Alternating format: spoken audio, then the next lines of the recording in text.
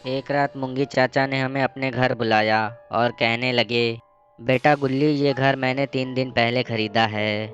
मुझे ये घर बहुत सस्ता मिल गया था, इसलिए ये घर मैंने खरीद लिया। मैंने सोचा था कि पुराना वाला घर मैं अपने बच्चों को दे दूंगा और इस घर में मैं रहा करूंगा। लेकिन मैं अब इस घर को बेचना चाहता हूँ। कोई इसे खरीदने को तैयार नहीं है। मैंने कहा कि लेकिन चाचा, आप इस घर को बेचना क्यों चाहते हैं? अभी 3 दिन पहले ही तो खरीदा है आपने इस घर को, और बेचना ही था तो इस घर को खरीदा ही क्यों था? तभी पुंगी चाचा कहते हैं कि इस घर के मालिक ने इसकी सच्चाई छुपा के ये घर को मुझे बेचा है। उसने मुझसे ये कहा था कि मैं इस घर को बेचकर अपने बच्चों के साथ शहर में रहना चाहता हूँ, इसलिए इस घर को बेच रहा है। और उसे पैसे की ज़रूरत है, इसलिए कम कीमत में बेच रहा है। मुझसे ये नहीं बताया था कि इस घर में पैरानॉर्मल एक्टिविटी होती है। मैंने कहा, पैरानॉर्मल एक्टिविटी? मैंने कहा हाँ, इस घर में अजीब अजीब घटनाएं होती रहती है और मुझे एक काली सी परछाई नज़र आती है जो घूरती रहती है। मुझे लगता है कि इसकी वजह वो सामने बना हुआ बेसमेंट हाउस है। लोग कहते हैं कि उस घर का मालिक अच्छा आदमी नहीं था। वो कुछ गलत तरीके का धंधा करता था और सारे पैसे बेसमेंट में छुपा के रखता था। लेकिन उसकी मौत एक कार एक्सीडेंट में हो गई, पर उसकी आत्मा अब भी उस बेसमेंट में रखे हुए पैसे की रक्षा करती है। और वो आत्मा नहीं चाहती कि उसके घर के आसपास कोई इंसान रहे। और कुछ लोगों ने उस घर में घुसने की भी कोशिश की, पर वो घुस तो गए थे उस घर में, पर उन लोगों का आज तक कोई पता नहीं चला है। बस यही बात तुमको बतानी थी। अब हमें यहाँ से निकलना चाहिए, रात भी बहुत हो चुकी है। मैंने कहा कि चाचा, तुम मेरे साथ यहीं रुको, मैं देखना चाहता हूँ कि हकीकत क्या है।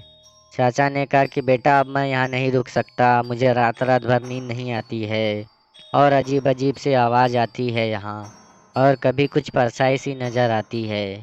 मैंने कहा कि आप जाइए, मैं यहाँ रुक के देखना चाहता हूँ कि हकीकत क्या है।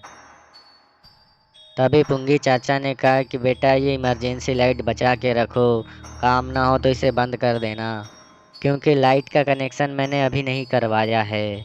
इसी से काम चलाता हूँ। और फिर वो चले गए।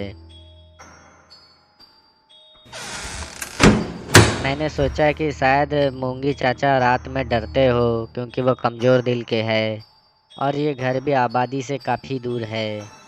तभी मैंने देखा कि खिड़की पे पर्दा डाला हुआ है। शायद पुंगी चाचा ने ये पर्दे डाले हुए हैं कि सामने वाले घर का सामना न करना पड़े। फिर मैंने सोचा कि खिड़की के पर्दे हटा दूं, जिससे हवा भी आएगी और रोशनी भी आएगी। तो मैंने आगे बढ़कर खिड़की खोल दी और वो पर्दा भी हटा दिया। लेकिन सच में वो घर काफ़ी अजीब था। उसके चारों तरफ जंगल था और मुझे काफ़ी अजीब लग रहा था। इसलिए मैंने खिड़की खुली छोड़ दी और पर्दा डाल दिया, जिससे उस घर का सामना न करना पड़े। और मैं पलंग पे बैठ गया, पर मुझे एहसास हुआ कि पर्दे के साइड से मुझे कोई देख रहा है। और मैं उसे देखने के लिए उठा और धीरे धीरे खिड़की की ओर बढ़ा। और फिर मैंने पर्दा हटाया, पर वहाँ कोई नहीं था। फिर मैंने पर्दा खुला रहने दिया ताकि कोई आए तो मैं उसे साफ देख सकूं। और फिर मैं पलंग पे आके बैठ गया। थोड़ी देर बीती ही थी कि फिर मुझे कोई खिड़की पे नज़र आया, लेकिन अब की बार मुझे वो साफ नज़र आ रहा था। लेकिन उसका चेहरा नहीं था, वो एक काली परछाई थी जो मेरे अंदर डर के मारे सिरहन भर रही थी। ये देखकर मेरे अंदर भी खौफ हावी होने लगा। मैंने सोचा कि मुंगी चाचा के साथ मैंने भी चले जाना चाहिए था। फिर मैंने अपना सर नीचे की ओर कर लिया ताकि वो साया मुझे नज़र ना आए। फिर थोड़ी देर बाद मैंने देखा तो वहाँ कोई नहीं था। मैंने इमरजेंसी लाइट बंद कर दी और उसी पलंग पर लेट गया।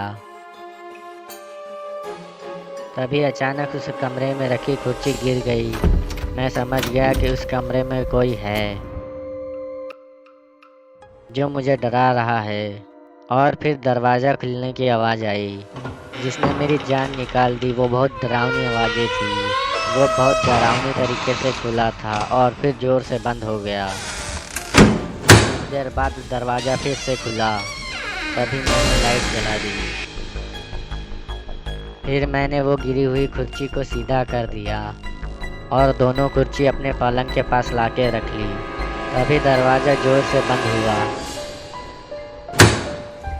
तभी मैं समझ गया कि मुझे सारी रात जाग के गुजारनी पड़ेगी, क्योंकि मैं यहाँ सो नहीं सकता और वापस भी अपने घर नहीं जा सकता, क्योंकि मैं जिस साइकिल से आया था वह पुंगी चाचा अपने घर ले जा चुके थे, क्योंकि मैंने ही उनसे कहा था कि मैं यहाँ रुकूंगा, आप मेरी साइकिल लेके घर चले जाओ। फिर सुबह पुंगी चाचा वापस आ जाएंगे और मैं घर चला जाऊंगा। लेकिन मैंने यहाँ रुक के बहुत बड़ी गलती कर दी थी।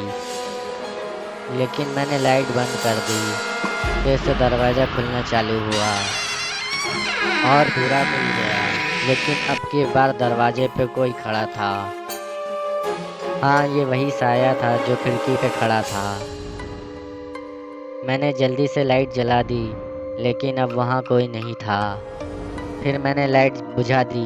फिर साया वहीं खड़ा हुआ नज़र आ रहा था। ये देख के मैं काफ़ी डर चुका था और मैं वहाँ से भागना चाहता था, लेकिन मैं इतनी रात को कहाँ जाता। लेकिन मैंने फिर से लाइट जलाई और फिर दोबारा बंद की, तो वहाँ कोई नहीं खड़ा था।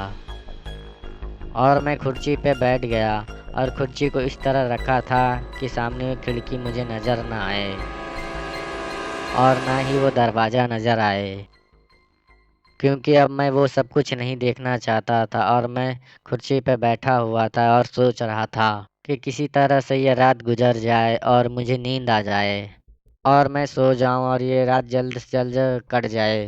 फिर वो हुआ जिसका मुझे डर था। मेरे साइड में रखी हुई कुर्सी अचानक से हिलने लगी, जैसे कि उस पर कोई बैठा हुआ हो। मैं उस कुर्सी को देखना भी नहीं चाहता था, पर मैंने थोड़ा सा मुड़कर उसको देखा तो वाकई उस कुर्सी पे कोई बैठा हुआ था। मैंने अपना फौरन चेहरा घुमा लिया। मैं उसके कुर्सी को नहीं देखना चाहता था। वो मेरे इतने पास बैठा हुआ था कि मुझे लग रहा था कि मैं डर के मारे ही पागल ना हो जाऊं। और पूरी रात वो मेरे पास बैठा रहा और वो कुर्सी हिलती रही। आगे की स्टोरी अगले वीडियो में जारी रहे। हमसे जुड़े रहने के लिए लाइक सब्सक्राइब ज़रूर करें।